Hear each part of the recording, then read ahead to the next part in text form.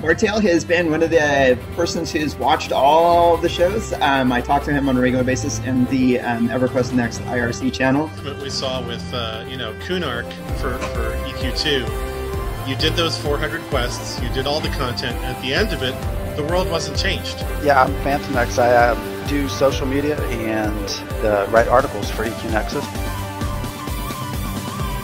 For the Fall of Bastion, there was a very definite, okay, this is where your story is going to fit into the world.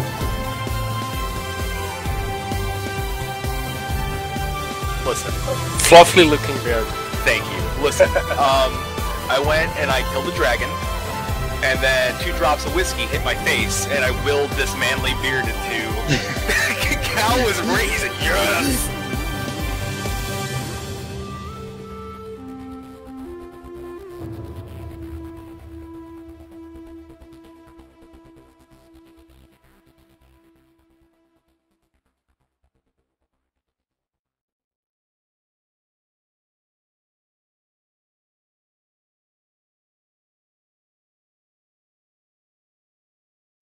Hi, everybody. Welcome to EverCast. This is our... Oh, what are we on? 48? Is this 48? Holy moly. Sweet mercy. 48. Oh my god, we're old. So, thank you, everyone, for coming today, this 22nd of February, for our 48th episode. We are connecting to the gamers to the game they play, of course, and thank you for being here and letting us do this for you and enter your eye holes, and if you listen to audio later on, your ear holes. And if you get real close and personal, ladies, gentlemen, how are you doing? That's something for a little bit of the audio people. Don't forget to do us a favor. Click the buttons down below. Subscribe to us. And we go to like our it when you push our buttons. Yeah. So if you haven't followed us, follow us here on Twitch. If you have Twitter, go to Twitter and find us on EverCast Show on Twitter. Follow us there. Follow us on YouTube. You can always, if you miss our show, we're on YouTube. We have Stitcher. You can search EverCast, listen to us audio-wise. Go do all the things. Email us at evercast.show@gmail.com. Your thoughts, questions, rants, whatever, we want to hear from you. If you have a guest that you think we should have on the show, tell us about that person and we may contact them and see if they want to actually do the show. That would be fun. If you want to do the show, same thing. Alright guys, thank you. That's my little spiel that I'm going to do. And then now we're doing EverCast news, and we're not the Daybreak recap show. So should we introduce ourselves? Maybe. Nah. Hi. Maybe. For the new people, I am Tanlin. I'm Kylast. I'm Lucy. I'm Flatus, by the way, if I didn't say that going into this. Oh boy, let me start the show off as a win. Yeah, by the way, I'm Flatus. Thank you all again for showing. But anyway, we have a lot of we have a book we need to talk about, so I'm gonna go through this ECast news. First and foremost, we are not the Daybreak recap show, but here are some of the highlights. If you didn't watch the Q&A on Friday, go watch it. Like, just go watch it. It answers a bunch of questions. I think a lot of the questions that the community had were answered there. There were some questions they couldn't answer. There were some questions I felt they could have answered, but that's more of my opinion than anything else. But some highlights are Storybricks and Daybreak are no longer working together. Daybreak is bringing the AI development in-house. From some of the tweets I saw with Terry and Phantom X, the plan is still to have an emergent AI, and the tools and software that Storybricks worked on with Daybreak is still there. So let's not throw out that the AI is going to be the old school AI. I still think that they're still developing emergent AI. We just don't know where it's going to fall yet. 2, EQ Next possibly not free to play. Maybe. We don't know. It's a possibility. And when we know more about that, that'll be a whole show in itself. But right now, they haven't said anything other than they're not 100% behind the free-to-play model, which they were like 2 or 3 weeks ago. So, SOE games big on free-to-play. Daybreak, maybe not so much. We don't know. yeah. I could see them selling H1Z1 $20 bar for entry is not a bad deal. That's a game that's kind of fun. Just saying. Let's see. Developers want to see EQ Next and Landmark on consoles. We kind of saw that coming, and I think it would make a great move for them. I think that something like the PS4 and the Xbox One need sort of games like that coming, because if you can plug in your keyboard and mouse, why not? If they can game on it, they can game on it. And I actually think that we could probably do a show about that in the future, about the whole the evolution of like the whole like PC versus console, you know, in kind of like now you can also see it as like there's the mobile market, the tablet market, and the PC market, and it's like, why don't we just like try and see it all as like capturing as much of the gamers as we can, and stop trying to pigeonhole games and people that way. Yeah, that's a side comment as well to agree with Tanley. Yes, I agree with him. I think we got to start. As much as I wave my flag and say PC Master Race, I'm also for that. I like to game with everybody I can possibly can. So let's open up. Let's PC Master Race, but we accept everybody. So everybody, come on in. We still rule that. Apparently, we've got popsicles in our basement. Yeah, really, we're more like District 1, and everyone else is like District 2 and all. That's really what it is. I'm sorry, but when Gladys does that voice, that's the only thing I can think of is, we got popsicles in our basement. Come on! Y'all want some popsicle? Let's not do that. Oh my gosh. Alright, keep going. The lightning round. Terry did a lightning round of questions, and I think that was like one of the best parts of the video, that he just hauled butt through a lot of like really important questions, and he gave straight answers. There was no, let's talk about it. It was yes, no, this is it, this is where we're at. It was really great. Some of the things like, let's see, let's go. Landmark live video, props and textures coming to for Keynote, so more outfits coming. Hashtag Shiny Butt Adventures. Woo! Yep. Hashtag confirmed. Dexella said it. Yep. So if Dexella said it, it's confirmed. So the sci-fi suit is officially the shiny butt suit. So Lucy is having a day. I'm having a day. Yep. There's one thing I'm adding that Tamla didn't write, but I'm going to add it. One thing that they did stress, I think, a lot on the Q&A was that Landmark and EverQuest Next are separate games, which I think a lot of people over the last year were like, they're together. No, they were making that very stressed that Landmark and EverQuest Next are separate games. They will use some of the same thing and bleed into each other, but they are separate games. So, and then last but not least, Kickstarter is not a pre-order. Be cautious, and that was inspired by the Peter Molyneux Goddess news of this week. And if you don't know, go look up Peter Molyneux. He's the one that did created Fable.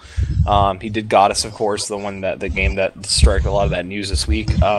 He did the old game Populous, which Goddess was kind of the the heir to. So just like we've always said on the show, if you're going to do a Kickstarter, kind of look at who you're kickstarting and see what kind of viable ground that they stand on, because you may lose that game in a short amount of time. And it was Rock Paper Shotgun. I keep wanting to say that the name of the website is Rock Paper Scissors, but it's Rock Paper Shotgun. If you want to read the interview regarding Goddess, that's where to go. And that's why, if you read through that interview, you might be like, yeah, I should be a little bit more cautious about what I kickstart or what I back on Kickstarter. But it's not good. Yeah, it's not.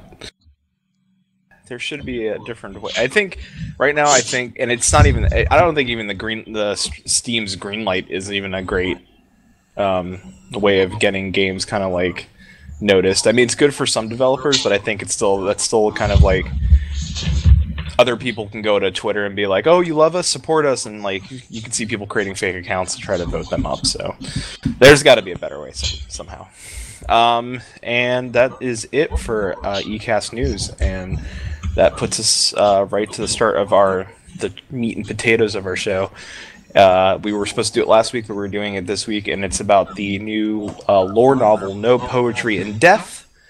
And I will start with... I'm going to go Lucy. Lucy is going to start us off with No Poetry in Death, because I feel bad that she read the book last week, and we didn't talk about it at all. Oh, Kylas. She's got things. Hi, Kylas. One second. Yes. I have an injured dog, again. So if I go running off, I apologize ahead of time. Lucy, you may go. Pet babies or fur babies are just as important as real babies. He ripped his dew claw all the way off his paw. Oh. Yeah. Poor baby's hurting. Oh, that hurt me. Also, wait. It's flat. A screenshot or didn't happen. What didn't... Wait, what?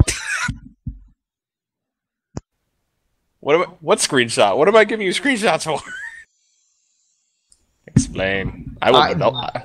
It's not us injuring the dogs. Trust us. These are two of the most clumsiest dogs I have ever met, with stepping on stuff, and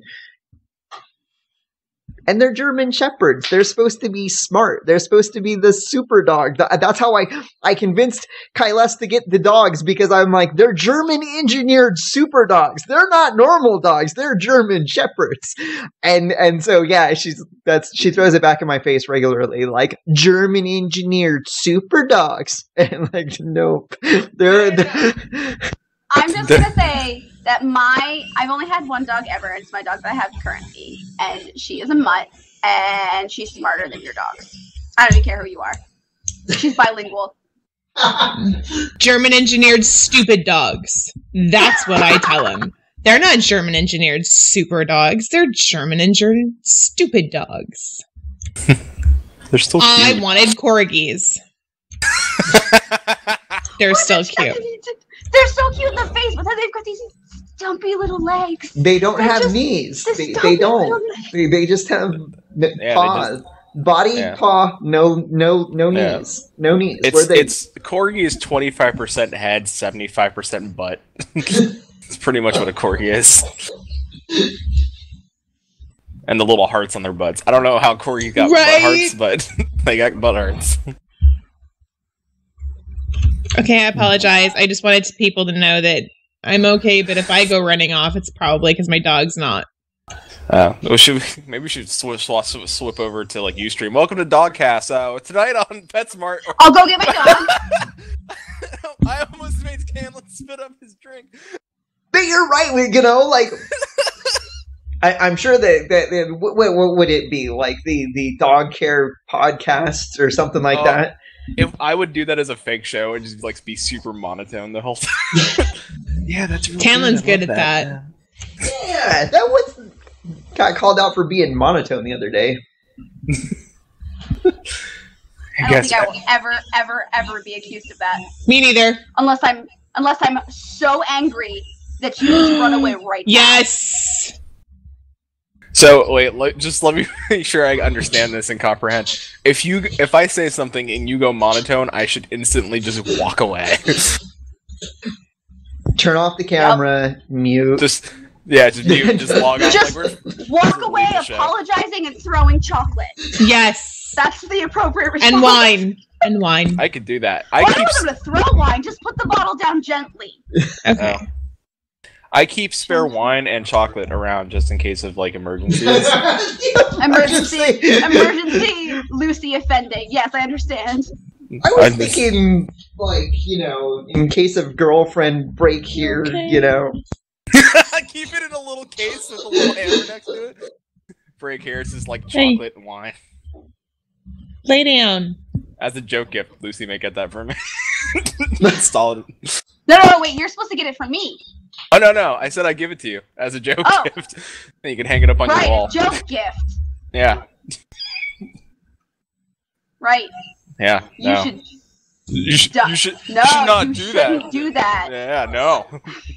Terrible idea. Shouldn't do that. Terrible. Stop. You're not linking me Amazon links right now with those items in them. What happened? That was me pretending to type. I don't know. Where did we degrade? turn so quickly. All right. Wait. The book. Yeah. No poetry in death. That's where we're at. There we go. All right, guys. So I guess we'll start with this. The time frame is of the book is shortly after the Razor's Edge. Pre-war, the Scales. It's after the end of the Age of Allies. Valinor destroys the Ogre City of. Oh, by the way. Spoilers.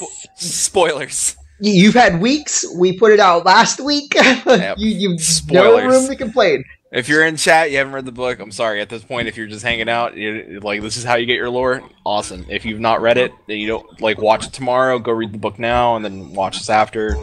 You can do that too. But here it goes. All right. Valinor restores the Ogre City of Torsharak, if I said that right. Probably not.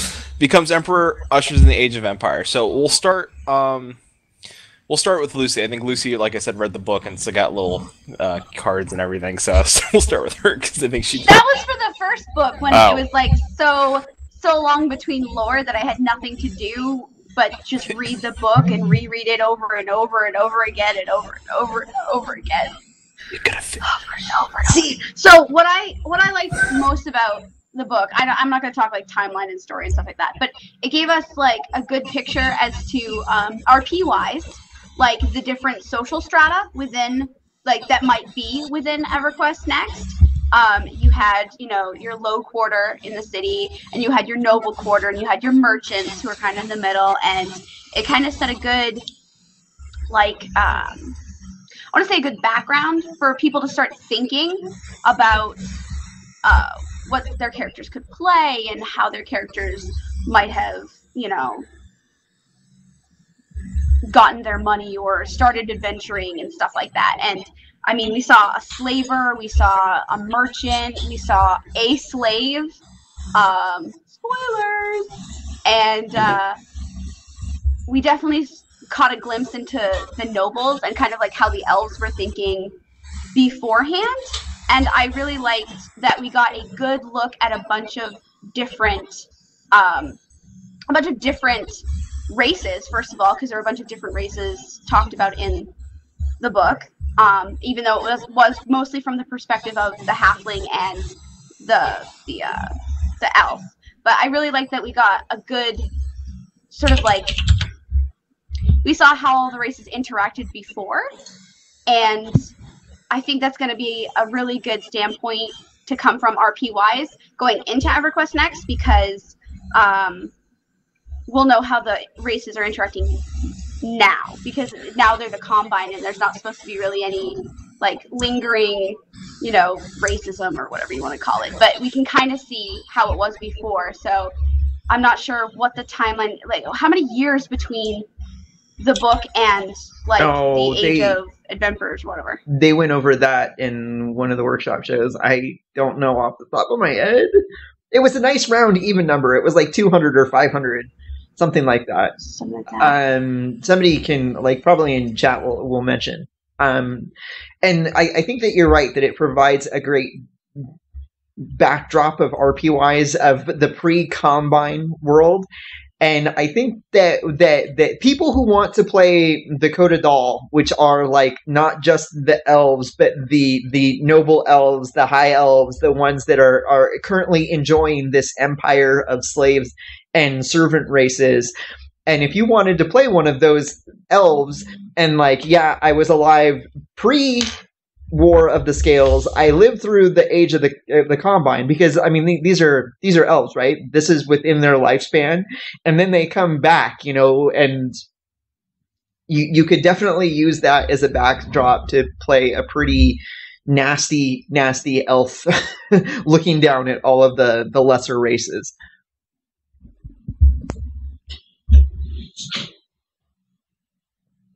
And then, as you were saying, Platus, that it was between that Valinor is one of the in the novel The Razor's Edge. He's the elf general that went to the ogre city of whatever it's called. It's got one of those names. Hold on. Tosharak. And he's the one that bombed it with high magic at the end of that novel. And the main character of the story is his son after that general rises to to become emperor. And these events, you can look at these two books as like, one is the last novel in the Age of Allies, because when the elves bombed the ogres, Allies over with, and then this is the first novel where set in the Age of Empire. I think it's the Age of Empire where the elves become. Oh yeah, it's with the Age of Empire where the doll in themselves become the Takish Empire and subjugate all of the other races. They become the super douches, yes. That's a good way of putting it. Call it like I see it. They are pretty much. They a little douchey. Oh no! They're like, if this was like any '80s movie, they would be the dude with the polo that picks on the nerd. Like they're like the guy who's got the girlfriend, but the nerd's later gonna get that girlfriend. They're the ones driving to high school in like their BMW or their Chrysler. The IROC Z28, the brand new IROC, yeah. Yeah. We've all seen those like 80s movies. We know this.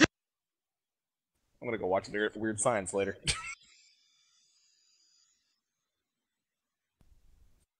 That's just me. I think that's just me gonna watch Weird Science later. Just me though. Oh, another thing that I wanted to bring up was that we first we kind of got a look into. I mean, the ebooks about the mage Coralyn. They kind of touched on this, but we really see like how forbidden or how taboo some magic is in the world too. Like there's some magic that people are like, no, you shouldn't have that at all. This is totally wrong. Like not just like high magic is really powerful, but it's like fundamentally immoral. And I kind of like a glimpse into that sort of mindset too, that some people are like, no, we don't, like just you can be a high mage without, dipping into that. Absolutely. Yeah, so in our conversation going on about, because this relates to magic, in our conversation before the show, I was asking Flatus about something that I read in the story, and I'm like, did I read this right? And sure enough, I went Google searching on the EQ Next wiki, and I found all out about the Erudites. That they're not a separate race in EQ Next, that they're actually just a human settlement that happens to be in another realm. But the people, the denizens of Norath, actually know about this human enclave. And it was funny because that when, and the reason why this kind of came up in the story is that oh my god, Mordegar, what is that his name? A close approximation of his name, Who are we talking about? Valinor's son, the prince. I think it's Miragul. Miragul, yeah. But as he's looking at his magic books on his shelf, he has like 3 elfin magic books, and then he has one erudite one. And I thought that again, those are just those little bits of like, how do I explain it? Like you read this and like some people will just gloss over that as blah, blah, blah, blah, blah, blah, blah. He's got magic books. He's got magic book. He's got magic book. And then there's other people that'll be like, whoa, wait, erudite magic. What's this? And I thought that it was also interesting because it also said in the e-novel that it was a human erudite book, right? So it's like, wow. And that's why I had to be like, erudite are humans in EverQuest Next? And sure enough, you do a Google search and there's Morgard post on the forums talking a little bit about that. And it was pretty like all of these little droppings of knowledge that they're putting in the novels that you can start putting together a big piece of the world without having to have like this huge encyclopedia of the novel all in one setting. Mm-hmm.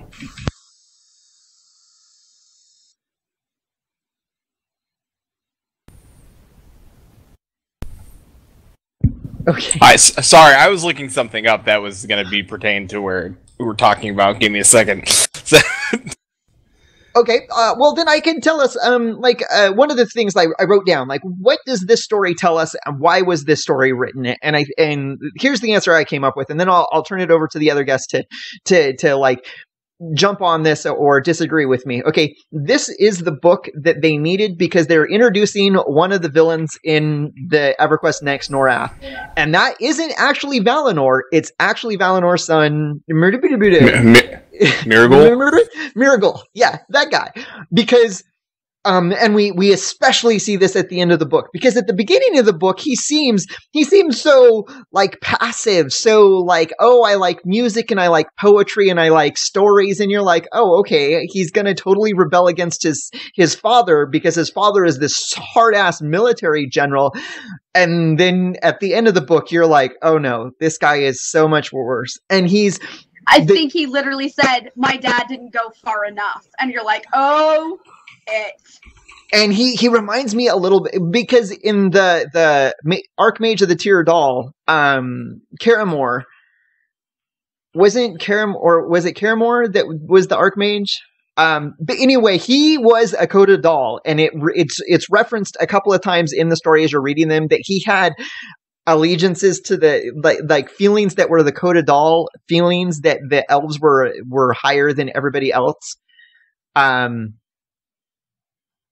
And Mordigul has those exact same sentiments, but at the beginning of the Age of Empire, right? So you can see that this is who the Coda Doll are, because two of our most famous members of that subsect of elves, they both have that same feeling that no magic is off limits, and any magic that you can use to the more magic that you can use to subjugate the lesser races, the better.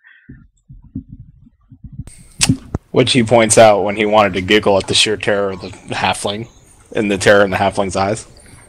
I mean, dude's evil. dude is like super evil. That's like when you watch a horror movie and the guy's like doing all the crazy stuff when he was a kid, and you're like, see, that's when you put little Billy away. Then it's too late. Little Billy goes on a killing spree. In this case, Billy's Miracle. Real pain in the butt. Come on, with a name like that. Yeah. And the thing is that as I was reading over, evidently in other versions of Norath in EverQuest and EverQuest 2, hold on, Legendary wrote it for me, Miragul. Miragul. In other versions of Norath, Miragul is actually a erudite necromancer. And so they've definitely, like, in the reboot, right, they want to keep some of these same characters, and this is one of the characters that they kept, that we needed that villain. And so I was reading through the wiki, and I'm trying to get answers, right? I'm like, okay, well, what happens to this guy? Where's he at? And one of the things I came across in the wiki was that there was a quote in one of the Dragon War books that the dragons believe that he died. But is he dead? Do you guys think? Do you think we'll find him later on? I think that he's going to be into so much magic stuff that he's going to endure through whatever he needs to in order to be in the EverQuest next, basically. Yeah, see, that was my thought too, is that if you're pulling him into if you're taking this known character from EverQuest 2 Norath or EverQuest Norath and bringing him into EverQuest Next, I think he's got to be more than just a background story. He's got, he's gonna show up again in the future in novels that we haven't read yet, or in the world that we haven't seen yet. Yeah, I'm actually gonna read. I'm gonna quote the book. So, like we said, spoilers. So, once he was attuned to high magic and had stripped his books of the last of their secrets, Miracle would level cities with his power alone. There was a whole world beyond this window and a whole realms beyond this world. One day they would all be his.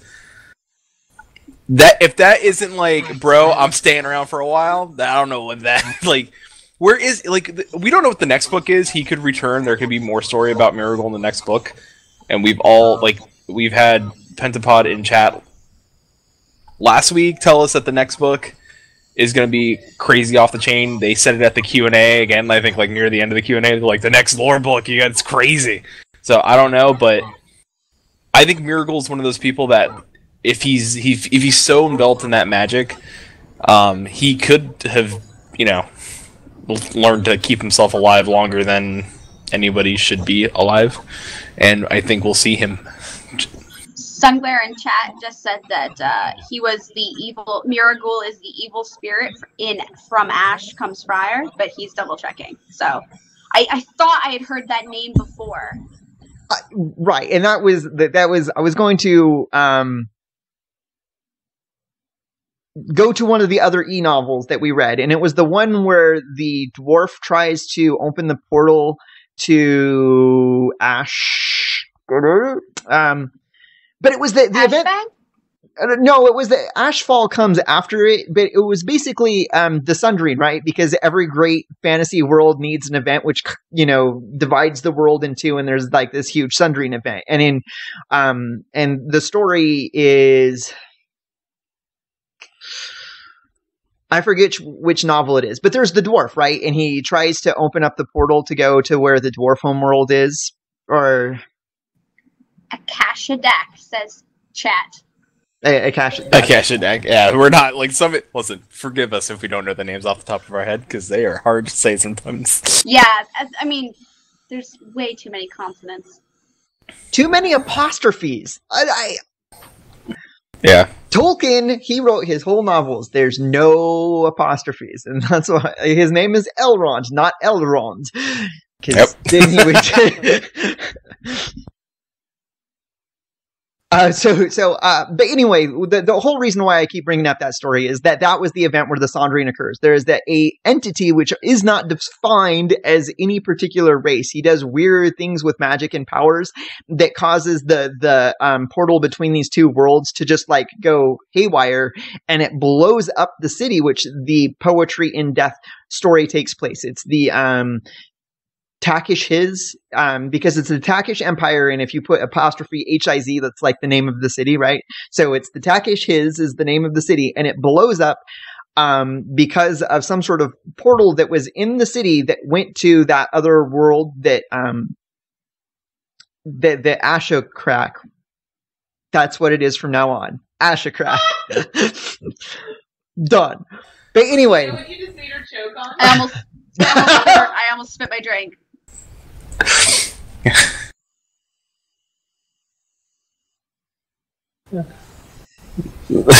I know what she just choked on.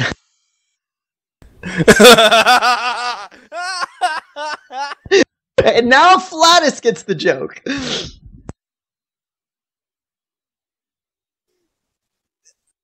All right, so anyway, Oh my god!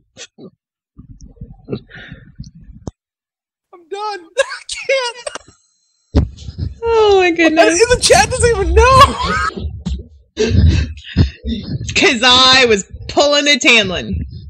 Ah, yeah. Were you? I don't know. I was told that whole time. I was pulling a Tamlin.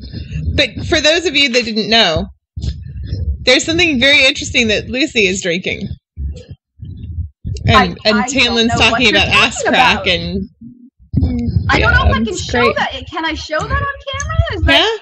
If they can sell it in stores, you can show it on the show.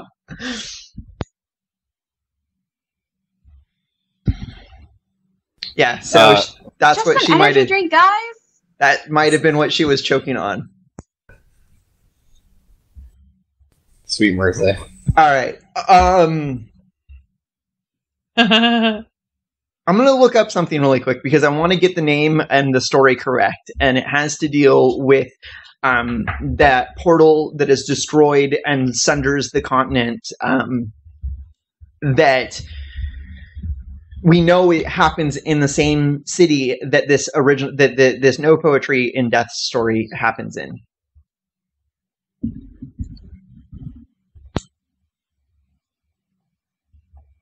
Okay, the story is Stars of the Homeland, Stars of My Homeland, Stars of Home. Hey, how is that hard to remember? The Stars of Home.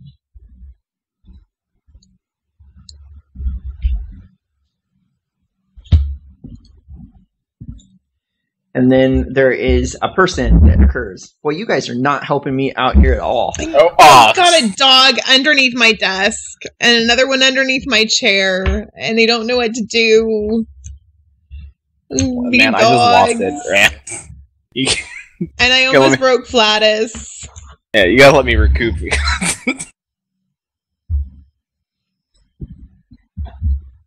I apologize. I'm so sorry. That's what I wanted.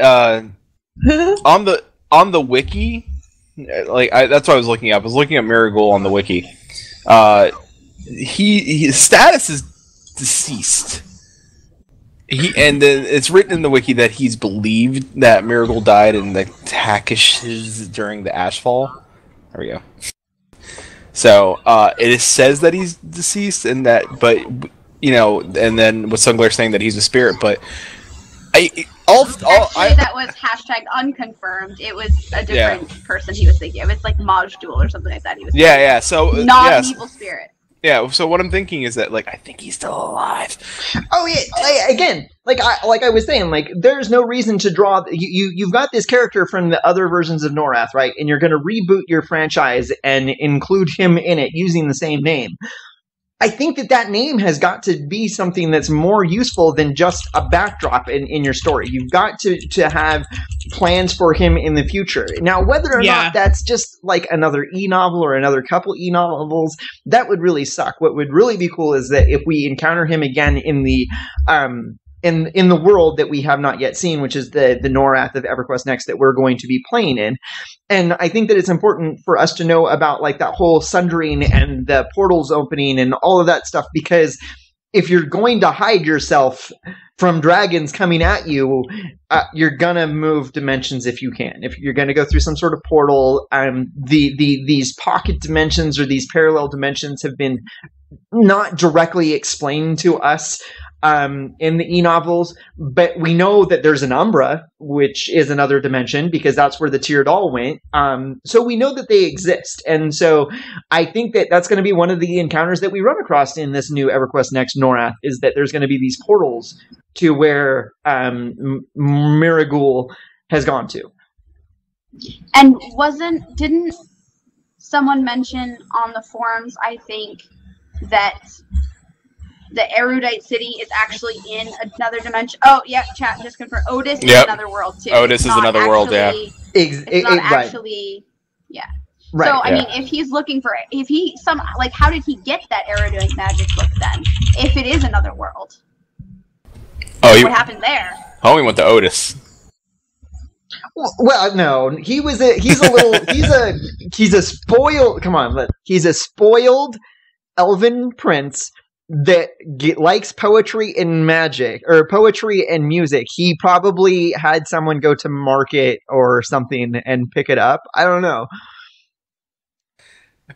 Boy, fetch me the finest magic book. No, he probably had a courier or something go out. I don't think he's been there.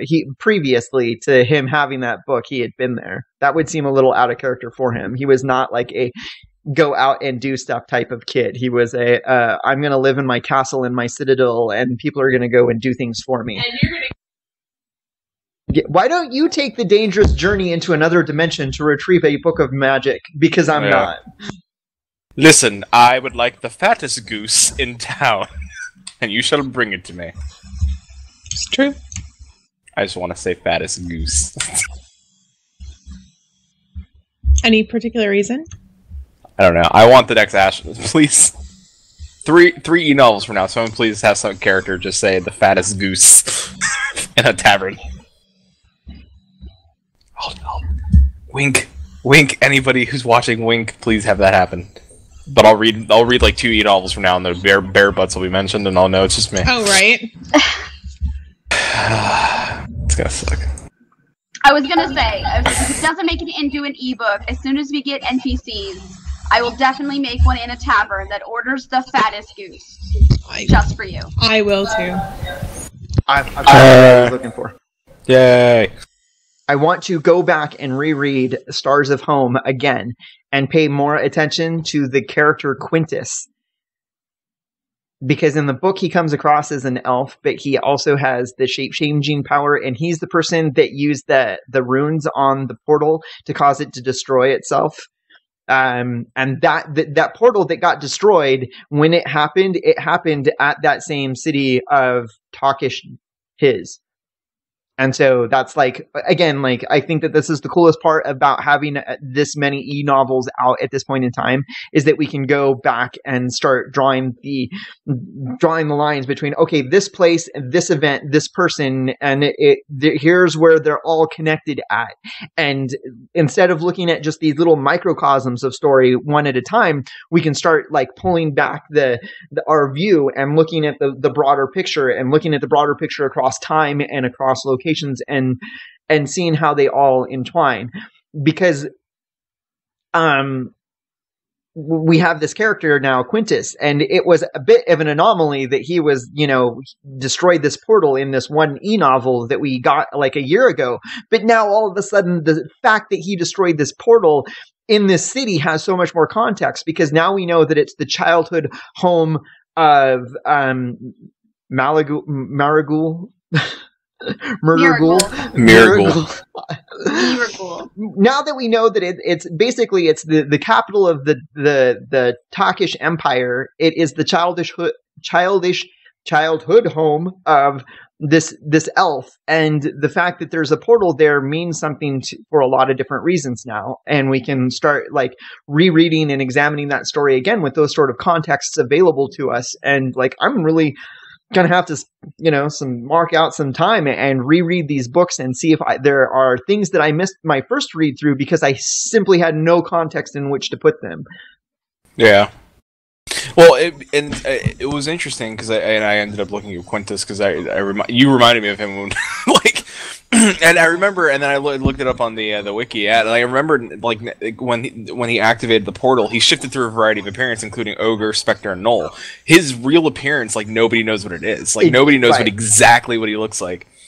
Also, it points out that Quintus, even though he was responsible for the Ashfall and the destruction of the Takashids, he's Emperor it is possible Quintus was working with Shirza, as history dictates that the Shisar Empire was responsible for the Ashfall, despite Quintus activating the Takashi's spire. So the Emperor was really supposedly the Emperor, but as Velix kind of pointed out earlier in chat, he's like, I wouldn't put past Miragul if he was really the cause. Like, really, Miragul was like the dude behind the Ashfall. Well, so how evil is this elf Miragul? Because it hints at in the story that he is going to plot the overthrow of his father. His father is not going to enjoy a peaceful death in old age, and his son is not going to rise to power following that sort of occurrence. Something is going to happen bad to his dad, and he's probably going to have a hand behind it, and he's going to rise up to become the new emperor to take his father's place. He's that bad of a guy. But is he such a bad guy that he would destroy his own people's capital city? And what would his motivations be to do that? I don't think that he's that guy. I think that, again, that the reason why the portal underneath Takish His was destroyed was not Miragul, because he was probably, assumedly, the emperor at that point in time. Right? Because isn't that the event of Emperor Caesaraja? Listen, I'm just gonna copy. The only reason I can think of that he would destroy portals to other worlds is so that nobody else could gain the knowledge that he had already gained. That's the only reason why I could think, because I think he mentioned somewhere in there that he was the only one, like he wanted to be the only one with this knowledge. That's entirely possible. He would be the type of guy. It kind of almost read that way, that like he seems like, especially near the end or the part I read, that he's a knowledge seeker. Like he's very much like, I have to have absolute power, so I will strip all these books of all their knowledge, so I am that much more powerful. So, which is kind of like, which is for antagonists in MMO, that's great. That like we have this ashfall sundering, world breaking apart, merging world thing. Then we have now we have and Quintus, who's supposedly dead. Which may not be dead because we don't really know what exactly Quintus is. Then we have Miragul. Like they're kind of like it's slowly ramping up. Like we're starting to get like this, almost like we're starting to see our bad guys. Like we're starting to see the Miraguls and the Quintus, which I hope Quintus is a bad guy and we kind of see him, or he's in the story too. Like we're starting to see those iconic, like old school EQ characters coming back in different forms. And I dig it. I kind of want to. I can't wait for the next lore book. Right, and hyping that one. And that was the other thing that isn't the sundering that occurred at that point in time, because we're all talking about the same point in time where Quintus sabotages this portal and blows up this elvish city. Isn't that also the event that cut the elves off from their high magic? Because they had, or did that happen at a different time? Wasn't it that sundering that happened? I think the sundering did cut elves off from the high magic, if I remember right. I know that there is some event that occurs that cuts the elves off from their high magic, and that puts them at a disadvantage to the dragons, where they used to use their high magic, and that was more powerful than the dragon magic. But when they got cut off from their dragon magic, or cut off from their high magic, they no longer had the power available to, keep the dragons at bay. And I think that that's a huge reason why the dragons, well, for one reason, or for one thing, that remember that Miragul is also the emperor that started experimenting on dragons. And I can see him experimenting on dragons because he's like, dude, I had this power. Now I don't have this power, but there's this dragon power and I don't have dragon power. So let's get some dragon power, right? And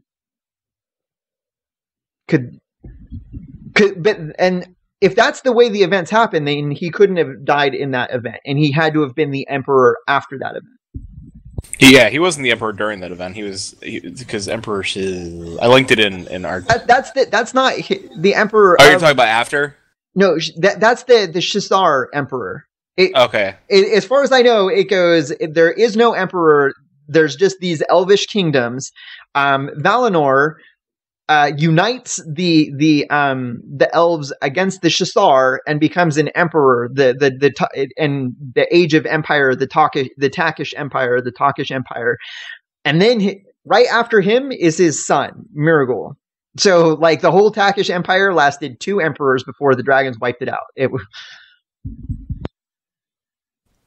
To be fair, they're elves and they live a long time. But still, true. That's a short empire by elf standards, isn't it? Like 1 emperor, 2 emperors. we got 2. That was it. How badass are these dragons? Wait, even better. How bad did they piss off those dragons? Pretty bad. Chase them into another dimension. Pretty bad. When you gotta chase things in another dimension, it's a real fight. Things are not going out well.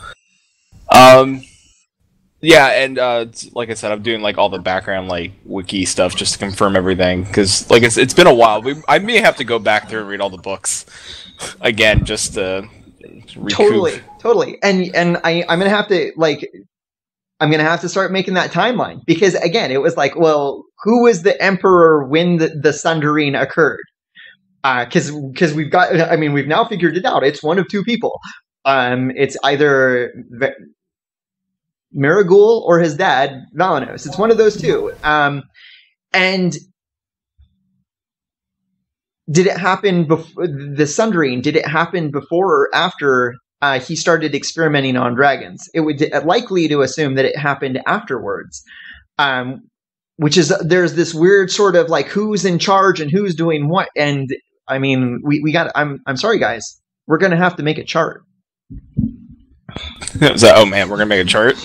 Oh man, we're gonna have to make a chart. It's gonna have to be indexed. We're gonna have to cite our sources. It's gonna have to happen. I want a divorce. No, you can't say that. How are we citing our citing our sources? The way we cite our sources is very important to me. What's your preferred method? Uh-oh. Are you asking for like style sheet, style guide? Oh no, we're not that formal. You just this is the name. You just wrote it for me. I have a feeling like Kyle S is like the garage, like no cars get parked in their garage. He's got like pieces of newspaper, like with strings attached, like to each thing, connecting every person and family trees. That's and right. timelines. I would have like you're gonna in my back bedroom, right? I'm gonna have a on the wall, and it's gonna have back like wall, like little printouts with pieces of paper with the yarn between thumbtacks connecting. Don't them all touch together. my yarn. Oh, I'm not. Oh, so we're going crazy serial killer in a hotel room style. All right. Yeah, like Motel 8, like thumb board going up with strings.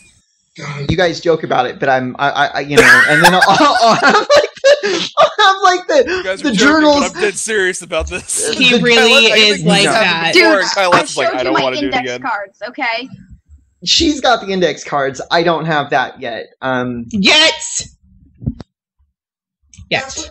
I believe in there's I don't like citing wiki for like real life stuff, but there's a wiki. You can just put it all on there and follow the hyperlinks, and then the next thing you know, I literally take notes during the ebooks, guys.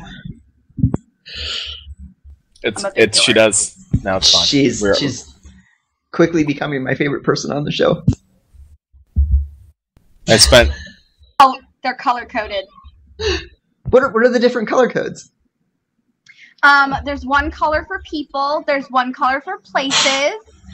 There's one color for like a miscellaneous, like where I list all the monsters we've encountered so far, or all the different magic stuff. Listen, I have a system, okay? No, it's fine. Listen, I'm all for it. It's funny because when I was putting, we do show notes, okay? We do a little bit of research before the show, and that was how I was indexing the story for the show notes, was I was writing down, these are all places that they've talked about in the story. These are all people they talked about in the story, and I was, breaking it down. You're his favorite now.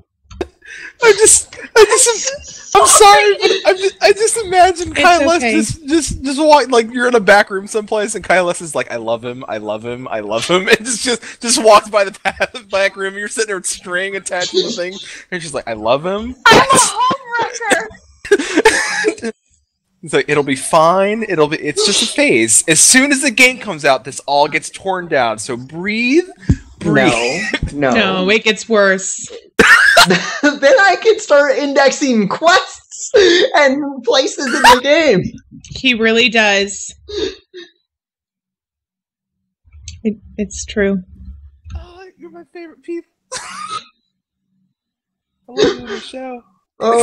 Every week there's something new. I'm not like super like me, my index cards, ruining families. I only little black book work stuff. And I think on the show last week, I showed that I have a spreadsheet where I track achievements, and then I have another... What boss he needs to roll for loot on. And then I have, like in Warcraft, I have another spreadsheet where I track, like, what boss I need to... Well, I play a paladin, which means I have 3 different roles, which means on this boss, I'm going to do Retribution, and on this one I'm going to do Holy, and if I've got the Retribution and the Holy gear from him, I'll start putting it on Protection. And it's important to know these things, otherwise you get gear that you don't need. I was a guild leader in World of Warcraft, and I had a spreadsheet for every single one of my main dungeon group, what they needed on each monster, like each boss, and like, oh god. I don't listen. We could probably talk more about this in the after hours part of this, or the second half of the show, because somebody asked if I draw my own maps to games that don't provide them, Of course I do. Come on. Oh yeah. Oh yeah. Vanguard was they had a world map, but the world map didn't. I mean, it was horrible. And when you went into a dungeon, it still showed the world map, so it was absolutely useless. So I started, you'd have to draw maps, otherwise you would get lost. There were deep dungeons. There were lots of turns. There was. Oh, don't look at me. I loved playing like old school fantasy games like Zork and stuff like that. Like it's like there's a book in the room. Like do you take the ladle? Like stuff like that. And I would type out everything. I would draw maps to that too. So, I would start my first room and then I'd be like, I'm moving forward north 2 steps. Like all right, and then I would draw like my path. I would draw maps like that on grid paper. And that comes from like the old text-based games, which had basically the rooms that you were in, where it was like move north, and you would type it out, and and then so that's where I started getting it, watching my dad play video games, and he would play like that, and I would play like that because I watched him play like that, and I didn't like getting lost in dungeons. And then even when they came out with like Avatar 3 and Avatar 4, like you went into dungeons and there was no map at all, period, and there was no internet for you to go and look it up on. So you basically, as you're running around, you were like, okay, it's left, turn right, forward. Especially when the dungeons had traps that like turned off your light so that you had no vision, you had no idea where you were at and where the doors were and the walls were, and you kind of had to go on that sort of adventure, the really, really old school adventure.